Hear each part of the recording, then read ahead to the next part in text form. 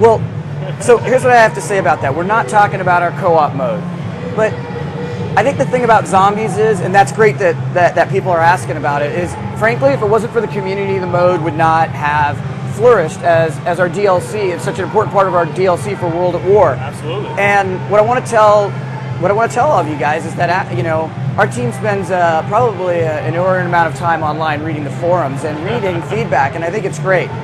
We actually continue to develop that DLC based on some feedback. Actually, it was cool because the DLC, we were able to actually work on it while we were getting feedback about the game that we had released or the prior DLC, and we actually responded to that in our DLC.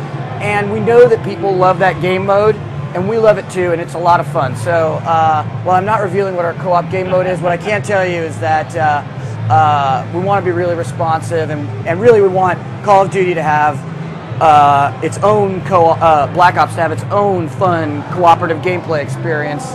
Sure, sure. Now, I've got some more questions for you because, people are ravenous for anything they can get that's Call of Duty.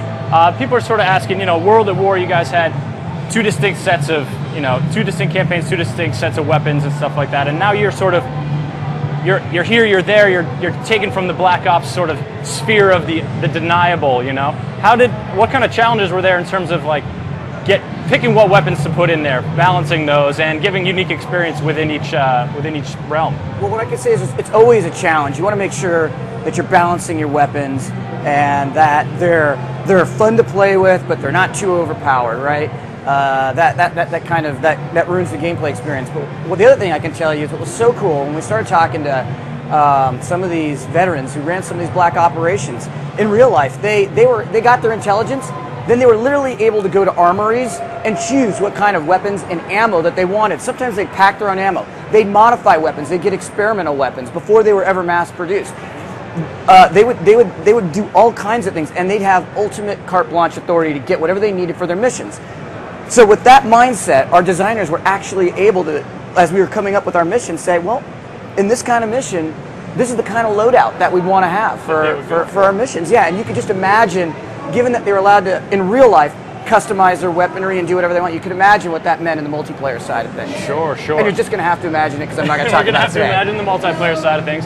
But, you know, in terms of the single player, it's always been sort of, you get this weapon and whatever else you find in the field is fair game. Are you working in any of that, all right, this is your mission, pick a gun or two, customize it at the loadout? We definitely give you weapons at the beginning of missions, and you will find stuff, but it's not always what you think it is. So, for example, whether it's a China Lake attachment on the Commando or an incendiary shotgun shell called a Dragon's Breath. So when you got a shotgun, you're like, okay, so I've got a shotgun, right? I've had shotguns, and we've done shotguns in our Call of Duty games, but we've never done an incendiary shell shotgun. We actually go into some missions. Another mission that you might have seen in the trailer with the crossbow. Well, the alternative form of ammo there is an explosive tip.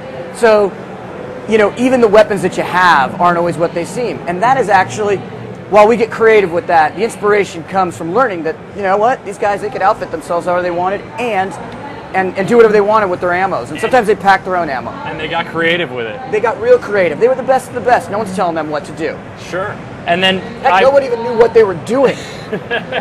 So that's another question. Did you sort of run up against spots where you wanted some information, you wanted something, some inspiration, but you got the stonewall, you got the that's black marker, that's deniable. I think the line runs whenever you're doing a game like this. And you are looking at historical stuff. The line always runs when you're talking to a veteran about when things start to get really, personal. And so we're really respectful about that. And I think that's about it. Other than that, these guys, Major John Plaster, Sonny Buzikas, who's our Soviet Spetsnaz advisor, and Major John Plaster, who's our SOG advisor, they were really open. They told us about all kinds of stuff that I think, 5 years ago, probably would not have been declassified, and we probably couldn't have gotten that information. So the real world comes into game development, and the Freedom of Information Act has made it so that they could tell us about all kinds of these, until now, classified operations, and they told us about all kinds of stuff, and that gave us plenty of inspiration to come and get really creative. And that, what I have to say is, that's what Black Ops is all about. Treyarch is being allowed to be just incredibly creative over this, this rich period of history and these Black Ops. Fantastic. Now, of course, that sounds interesting to me. I'm wondering what you guys read. Is there a Freedom of Information Act extras menu where we can take a look at some dossiers, some mission reports? That's interesting. I'll take that under consideration for the game. But you know what? You'd be surprised what you can find out there online. Major John Plaster, if you want to look up, he's got his Secret Commandos book, and you can read about it. And there's all kinds of great information out there for those that are willing to look. Absolutely. Well, Mark, thanks so much for coming on. Adrian, really appreciate you guys having here, showing off that killer demo. Anything else you want to mention about Call of Duty Black Ops before we wrap it up? Just that at Treyarch, we're really excited to bring you guys just this awesome entertainment experience, give you guys that real cinematic thrill ride, that epic experience with the Call of Duty campaign, rich storyline, character. We're working on characters and character development and really going to immerse you in it, and a really robust multiplayer. With we're going to go deep on customization for you guys. We know people want that. They want to be able to have more choice. And so while I'm not talking about that, we are listening to that and just creating a really fun co-op experience so that after a hard day, Riz and I can just go have some fun blasting some enemies. Isn't that what we all want? Absolutely. One more parting shot. Even though we've seen it on billboards the size of buildings around here, the release date for Call of Duty Black Ops? Oh, yeah. So you'll see it on November 9th. November 9th. Mark, thank you so much. Thank you very much. Thanks, Adrian. Folks, there's your demo for Call of Duty Black Ops. And coming up next, we're going to have another look around the show.